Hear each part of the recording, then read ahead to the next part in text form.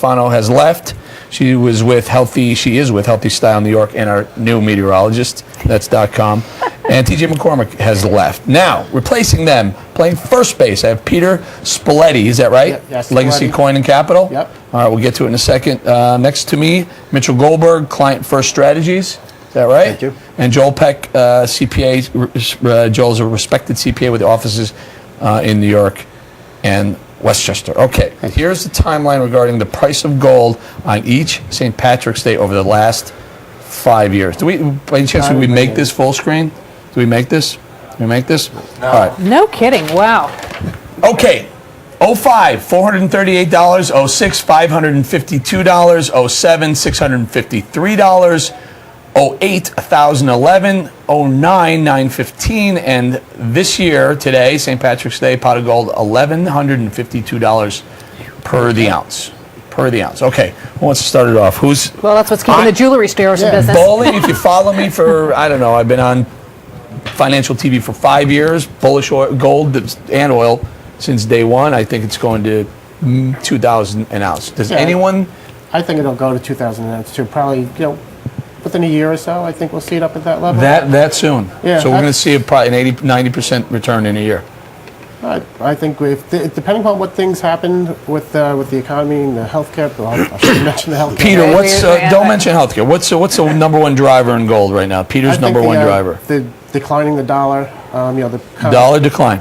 Possibility of inflation coming down the line. Dollar decline. Mitchell, what about you? What's your outlook? I believe very strongly in the commodities play in general with a little bit of gold, but I have three key concerns. Number one is Yi Gang, the China's chief currency regulator, has de-emphasized gold and re-emphasized China's commitment to treasuries. So that'll keep rates low. Well, time out. Take a step back. Re-emphasize China's commitment to the treasury market. To U.S. treasuries? The U.S. treasuries. They have about... China, for the first time in years, sold treasuries in January. They've lightened up a little bit. They're trying to diversify their foreign reserves, which are the biggest in the world, upwards of about $2.5 trillion. But they said that they are still committed to the treasury market, to U.S. treasuries. They have to be, though. They have to be. I don't think they could have said anything different. They're taking on $30 billion of new American cash per month on average. They have about 1,050 tons of gold right now. And this fellow who I just mentioned said that he's worried that the gold market's a little too thin for them to put their hundreds of billions of dollars into. So they're worried about moving the market because it's... So what's your number? What's your 2011, 317.11 price for gold? I'd have to say a lot closer to where it is today. I'm going to go with about 1,200 to 1,400. All right, how about you, Joel? I don't pick the price of gold. Okay. What I do is I work with clients who want to invest in gold and then counsel them on the tax aspects as to how to hold it. Since beginning in 1997, Tax Act allowed people to actually hold bullion, when before they could only hold it as collectibles. So what Peter's company does is they allow separate managed accounts to hold gold. It's the only way you can in the buy form and of sell bullion. In form of bullion. It's the only way you can buy and sell. And coins. It's the only way you can buy and sell gold and get a 15% long-term capital gain. You're buying certain collectibles, you're buying ETFs, you're going to get 28% is the lowest rate of tax. You can't get it down to 15 without holding it in a separate managed account. But we've seen it, what a lot of people do now is they're putting physical gold... Wait, hold on. I can't. If I buy GLD and hold it for a year, I'm getting taxed at 28% for long-term capital gains. Yep. GLD is a collectible? Yep. Yes? Yes. If you read their prospectus, it says it in the prospectus specifically that you'll be taxed at a I didn't know that. I've been trading GLD since it came out. I had no idea. If you do it in the futures market, you've got the 60-40, 60% long-term I'm familiar with that. This is why people hate taxes. This is why we hate them. They're so confusing. So work with an expert. Wait. Let me bear with me, Mitchell. Hold on. Now, talk to. This is real important. All our viewers out here go, you know what? I can't buy $1 million worth of gold. I can't buy a futures contract. $250,000, I think, minimum is 1,000 ounces, 100 ounces, $100,000 is the minimum you're throwing around with a futures contract. In an ETF, you can buy a tenth of $1,000 worth, and you're going to get taxed out. What about the coin market? Just tell me. So who's the coin? Anyone have coins? That's what I was saying. A lot of people don't realize that you can actually put physical coins in IRAs, and for. I don't want to talk taxes. Do me a favor. No, that's what. How does Pam in Kansas invest in gold through the coin market? Through the coin market, they could buy pieces like this. This is like, depending on if they're going qualified or non-qualified. You can go both ways in the coin market. Can I see that? You can And you put- know that these are still the top infomercials? Do you know this? I know. Okay, They're so everywhere. that at any But- given time you go on and you see them selling coins. But here's what I'm getting at. Now there's bullion, there's actual gold value in a coin, and there's rarity value in the There's coin. numismatic value. Numismatic value. Because we trade this. I trade this. I buy coins when the numismatic value is pushed, is low, where I'm just buying closer to the gold price. Where are we now with that? Numismatic value is always ranges between 20 to 150% over the value of the gold, depending upon the coin. The numismatic value of the coin is going to be determined on how the quality of the coin and the rareness of the coin. The more rare the coin is, the higher the numismatic value is. But don't these rarer coins, some of the older stuff, doesn't that number skew back and forth between? It fluctuates just like any other investment, but they actually recently just pulled back a little bit in the last downturn. But that's why we recommend different types of investments for people with different portfolios. We recommend buying generic St. Gordon's, which is this is a generic lib. Buy something that's out there that you're going to always have a constant numismatic value on it. Plus, you're going to have the underlying value of the gold, and it'll continue to increase. So you have basically a double play advantage. You have two investments in one coin, numismatic and gold. What is this worth? Something like that is worth now between $1,800 to $2,000. Where it's an ounce of gold. I have this. I have an 1879. You should have bought it from us. When did you buy it? I don't know. I buy gold coins all the time. In fact, if I'm going past a coin dealer and I have some money, and this is what I do. I've accumulated gold coins, Maple Leafs, Eagles. A lot of people collect. A Krugerrands lot of now, people do yeah. this. This is a lot of people's hobby. And you, did you know you can buy a fifth of an ounce coin? Yeah. And I'm only pressing coins because coins are there's a market for a coin at all times. I'm not sure that you can take a piece of bullion and go. I wouldn't even know where to go with it. Listen, well, some people collect comic books, people collect coins. There's a certain joy aspect to it as well. Some people just enjoy managing their investment portfolios. And the advantage that I just want to pull in here, the advantage for the GLD is that gold is being traded now like any other tradable security, as much as any commodity or stock. So for a lot of people, not to get back into the tax, I'll say this one thing.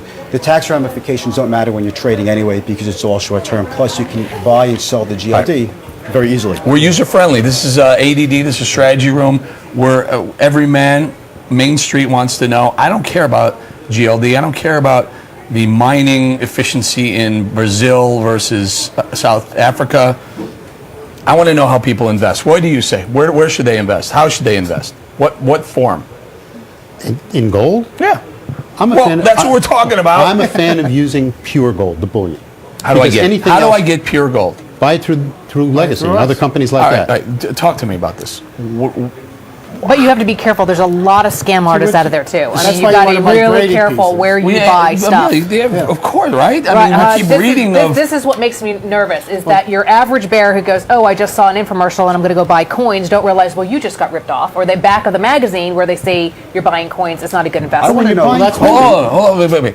Amelia's touching on something very important. There's a commercial that runs. It may even run on this network. I don't know. A coin, and it looks, for all practical purposes, that like it's a solid gold coin.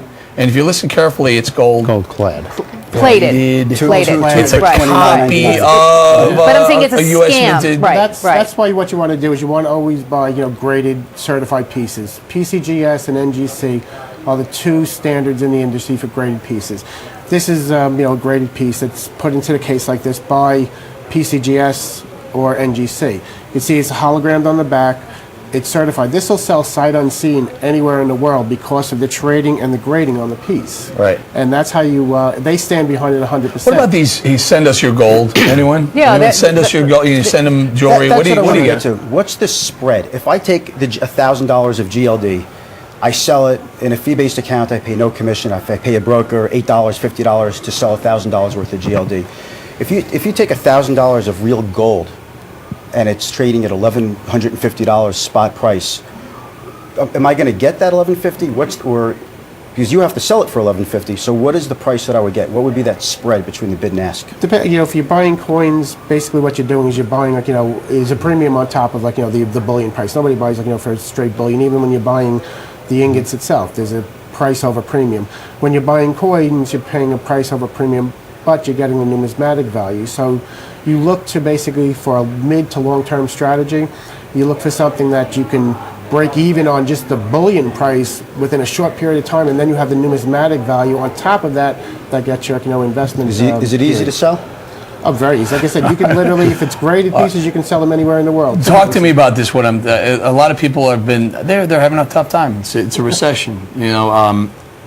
And there's an infomercial now that you can take your gold, put it all in an envelope, you send it out to somebody, and they send you back a check. How much? Right. What am I getting at? What am I? Anywhere from 1.5% to 10% off the value of the spot value of the gold. Right. Or less. But it's that's out after there. They have to melt it down, Right? right? When you're Right. talking about jewelry type, that's basically what they're talking about.